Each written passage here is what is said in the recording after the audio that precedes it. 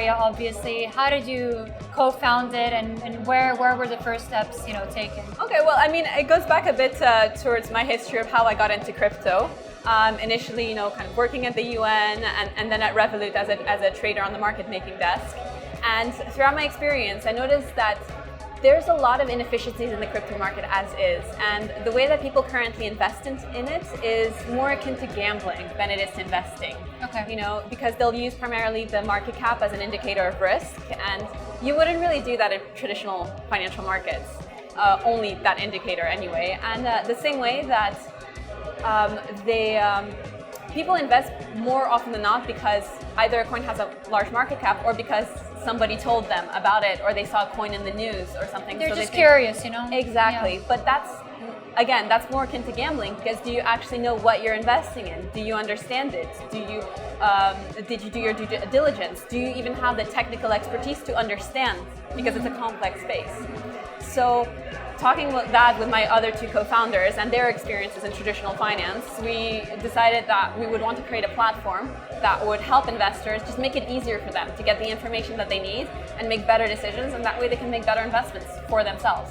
Amazing. I have a couple of people lined up in my head already that I'm going to recommend. Okay. All right. Right. Now, the next question that I have for you is, with your experience, obviously, as a trader at Global FinTech Revolut, what lessons have you learned about the market? Can you just give me some sort of analysis that you've done? Do you see that evolution taking place? Where are we right now?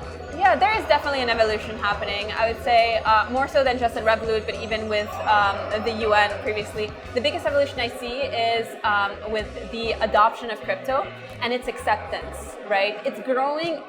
It's still people can be still skeptical about it, but there are more and more people who are accepting of crypto, and I think that's very encouraging, and who are curious about it and who want to understand it, especially in more younger generations. And right. As people get older and the millennials will start taking over more positions of prominent positions, I see that happening over the next also 10 years, where digital markets and the infrastructure on which they're based in is going to be more incorporated. And a key point of that is also regulation.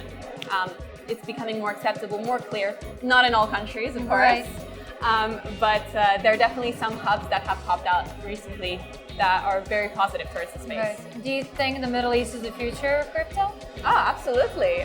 There's definitely a large, Dubai has become, I think, the biggest hub